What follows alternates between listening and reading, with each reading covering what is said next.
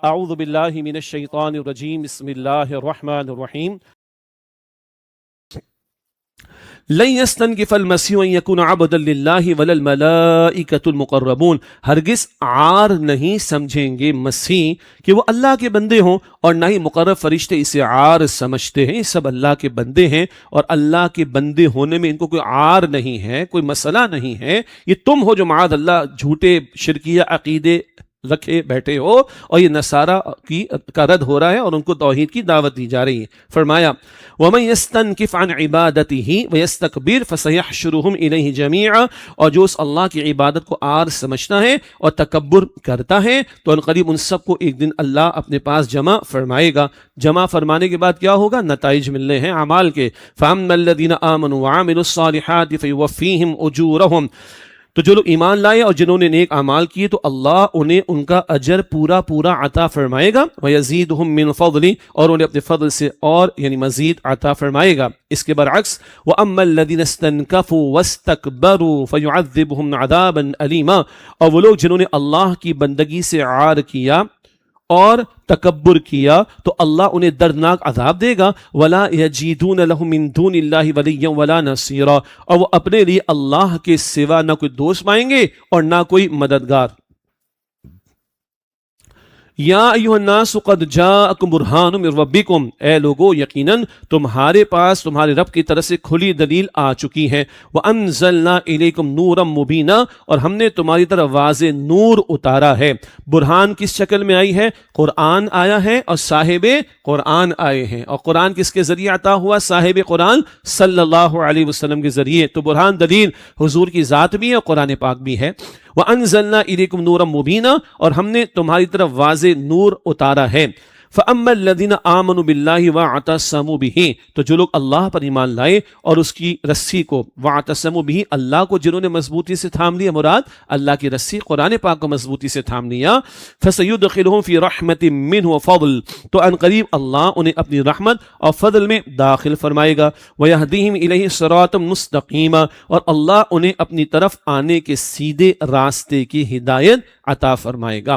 اللہم اہدنا الصراط المستقیم، اے اللہ ہمیں سیدھے راستے کی ہدایت عطا فرما۔ اس کے بعد آخری آیت ہے سورہ نساء کی، اور یہاں کلالہ کا مسئلہ آ رہا ہے دوبارہ۔ یاد آیا کچھ؟ ایک مسئلہ رہ گیا تھا کلالہ، ابھی ذکر ہو جائے گا انشاءاللہ۔ شروع میں وراثت کے احکامات آئے، بالکل آخری آیت آ رہی ہے۔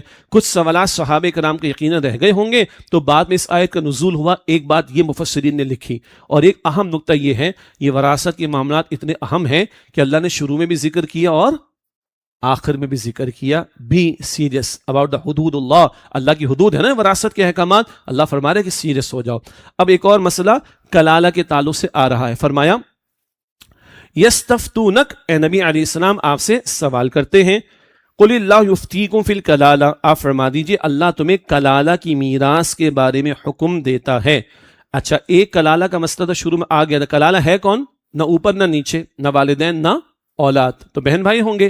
اچھا، پھر عرب میں کیونکہ نکاحوں کا زیادہ رواج بھی تھا، اور بہرحال دین نے اس کی گنجائش اور اجازت دی، ہم پڑھ چکے ہیں۔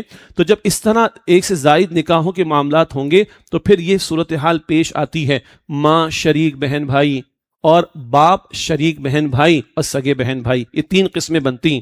تو ماں شریک بہن بھائی یہ مسئلہ شروع میں آ چکا ہے النساء میں۔ اب سگے بہن بھائی یا والد شریک بہن بھائی، ان کے تعلق سے کلالہ کا مسئلہ اس آیت میں آ رہا ہے۔ فرمایا قل اللہ یفتیکم فی الکلالہ، آپ فرما دیجئے اللہ تمہیں کلالہ کی میراث کے بارے میں حکم دیتا ہے۔ ان امرؤ ہلک لیس لہ ولد ولہ اخت فلہا نصف ما ترک، اگر کوئی ایسا مرد وفات پا گیا جس کی کوئی اولاد نہ ہو اور نہ باپ، اور اس کی سگی یا باپ کی طرف سے ایک بہن ہو، سگی یا باپ شریک، باپ کی طرف سے ایک بہن ہو، فلہا نصف ما ترک، تو اس بہن کے لیے اس ترکے کا نصف ہے جو اس بھائی نے چھوڑا، آدھا ملے گا۔ وَهُوَ يَرِثُهَا إِن لَّمْ يَكُن لَّهَا وَلَدٌ، اور وہ بھائی یعنی جو باپ شریک بہن بھائی یا سگے، وہ بھائی اپنی بہن کے کل ترکے کا وارث ہوگا اگر بہن وفات پا گئی اور اس کی کوئی اولاد نہ ہو۔ بہن کو آدھا، اس کو پورا، یہ وہی شکل ہے جو بیٹے اور بیٹی کا معاملہ ہوتا ہے، یہ اس کلالہ کی شکل میں مرد کا عورت کے مقابلے میں ڈبل ہو جائے گا۔ آگے چلیے، فَإِن كَانَتْ اثْنَتَيْنِ، پھر اگر وہ دو بہنیں ہوں، فَلَهُمَا الثُّلُثَانِ مِمَّا تَرَكَ، تو ان دونوں کا اس میں سے 2/3 ہے جو اس بھائی نے چھوڑ دیا۔ دو بہنیں ہیں تو دونوں کا اس میں سے 2/3 جو اس بھائی نے چھوڑ دیا۔ وَإِن كَانُوا إِخْوَةً رِجَالًا وَنِسَاءً، اور اگر مرنے والے کے کئی بہن بھائی ہوں یعنی مرد اور عورتیں، فَلِلذَّكَرِ مِثْلُ حَظِّ الْأُنثَيَيْنِ، تو مرد کے لیے 2 عورتوں کے برابر حصہ ہوگا، یا 2 عورتوں کے حصے کے برابر حصہ ہوگا۔ یوں ترجمہ کر لیجئے، جتنا سمجھ میں آ گیا اتنا اچھا، اور اگر ابھی سمجھ میں نہیں آیا تو آئندہ آ جائے گا انشاءاللہ، اور جب مسئلہ پیش آئے تو ہاں جو ایکسپرٹ ہیں ان سے مسئلہ معلوم کر کے انشاءاللہ تعالی عمل کریں گے۔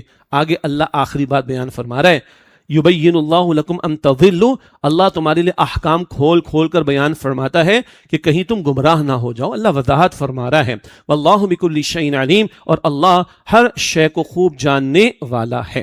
یہ ہے جو آخر میں بھی وراثت کا مسئلہ ایک بیان کر دیا گیا، اس سے اہمیت کا بھی اندازہ ہمیں ہو سکتا ہے۔ یہ سورۃ النساء کا مطالعہ مکمل ہوا۔ وآخر دعوانا ان الحمد للہ رب العالمین، والسلام علیکم ورحمۃ اللہ وبرکاتہ۔